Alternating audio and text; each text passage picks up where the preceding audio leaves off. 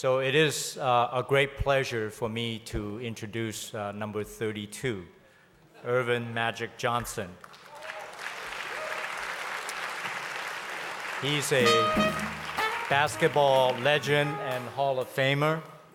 I think many of you know that he grew up in Michigan and went to Michigan State University and led his team to the 1979 NCAA championship, defeating Larry Bird and Indiana State.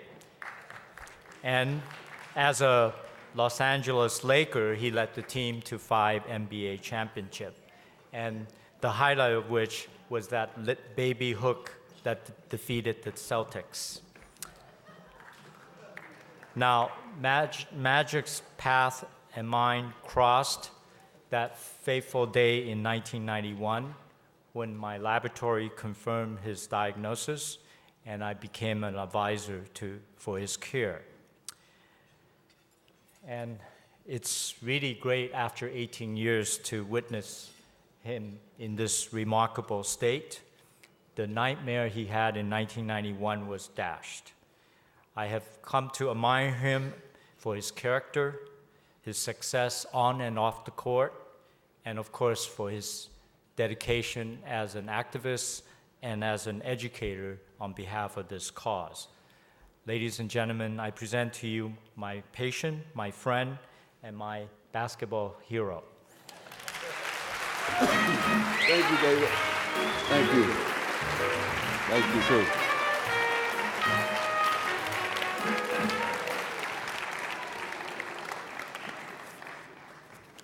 This is for short people, I guess. Okay. I promised David I wouldn't tell any short jokes, so let me first start off by saying thank you to all of you for coming out on such an important occasion. I've been so blessed to have Dr. David Ho into my life.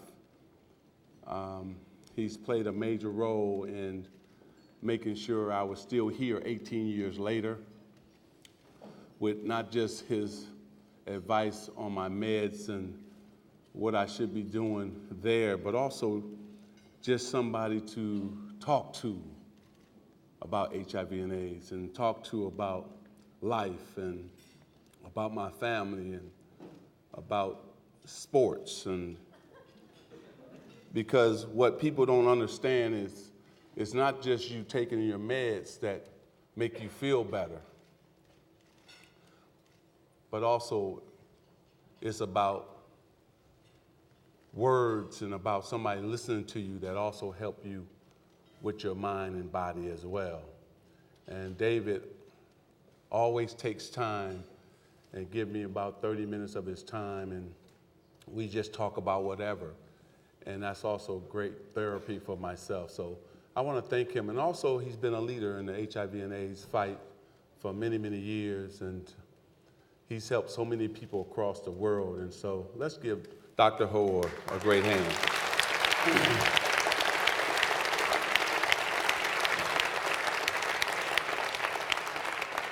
I'm also going to thank two friends for coming. One was a childhood idol, and he came out to support me, and ADARC, and Bob Lanier, he played for the Detroit Pistons, and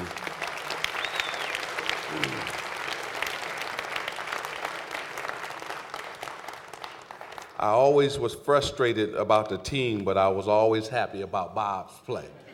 And even when I was in college and high school, he took time out, and I know he remembers this, and talked to me, and I'm standing here and hope that he's proud of me like I was of him, and still what he's doing with all the different programs in the NBA, because NBA cares and everything. So Bob, thanks for coming.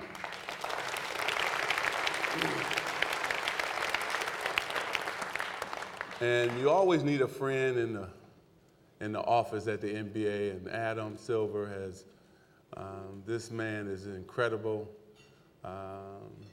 He is so smart, but yet he has a special touch about him, and he really is great for the NBA, and one day he will be, hopefully, whenever our great leader, Commissioner Stern, retires, he'll be the next man to run our great league. So please give Adam a hand.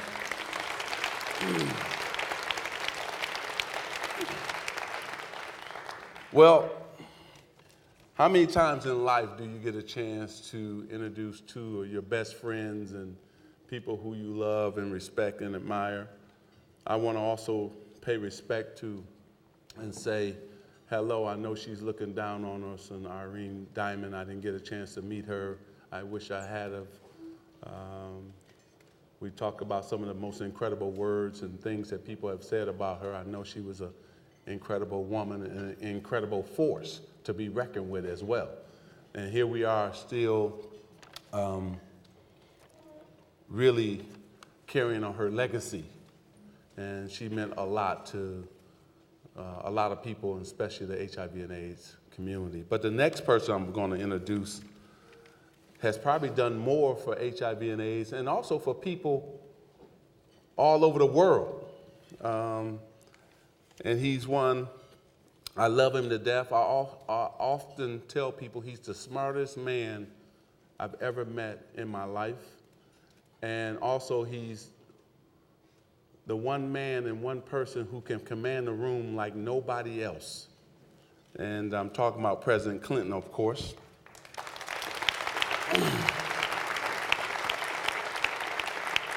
You know, our featured speaker was the 42nd President of the United States, the first Democrat to be awarded 2 terms in 6 decades, and the leader who's, yeah, that's incredible, and the leader whose administration created more than 22 million jobs and presided over the longest period of economic expansion and prosperity in U.S. history. Now, we need some of that right now, right?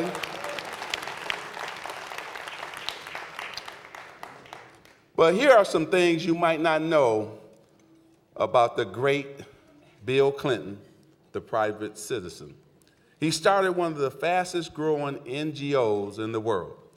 Today, the Clinton Foundation has more than 1,400 staff and volunteers in more than 40 countries. Wow, he's doing amazing work. Thanks to his leadership and the foundation's work, now this is what we really should be clapping about. 2 million people living with HIV and AIDS around the world are now receiving meds and medicine that they need to survive, and that's really important. We should clap for that.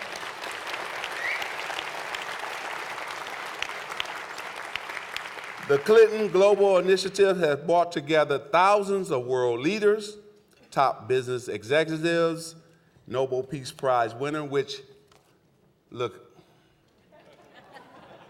the next Nobel Peace Prize winner, I'm introducing him next, you know, because President Clinton deserves to be a winner of the Nobel Peace Prize. I'm surprised that he hasn't gotten one yet, and let's all make sure that that happens soon. He deserves that. And innovative thinkers to take action to solve some of the world's most pressing problems. To date, CGI members have made 1,700 commitments valued at $57 billion, which has already impacted more than 200 million lives in 170 countries. Wow, amazing work.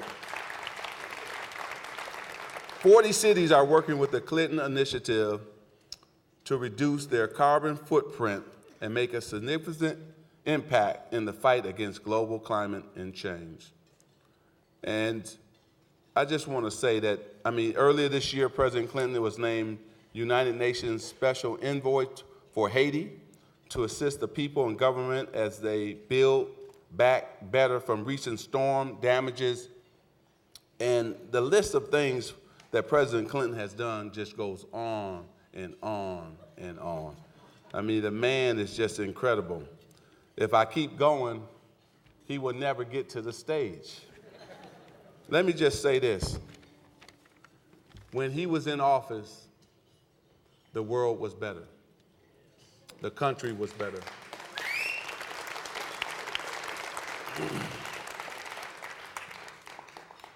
The man, when you think about the less fortunate, he has dedicated his life to making their lives better. Not just in HIV and AIDS, but he's about world hunger. He's about making sure that those who deserve opportunities get those opportunities. And I've never seen a person stop and say hello to everybody. And whether you were important, whether you were rich, whether you were poor, this man reaches out across every aisle. I don't care if you were Democrat, Republican, and he's the only person that can rally everybody together and get them on one accord and buy into the vision of making America better and the world better. So what we have to do right now, because this is, him and his wife Hillary are two of my best friends in life. I love them. I would do anything for them. If they pick up the phone and call, I'm right there because I know how much they have helped not only myself, but people around the world. So can we stand up and give the 42nd President of the United States a rounding standing ovation, Mr. William Bill Clinton.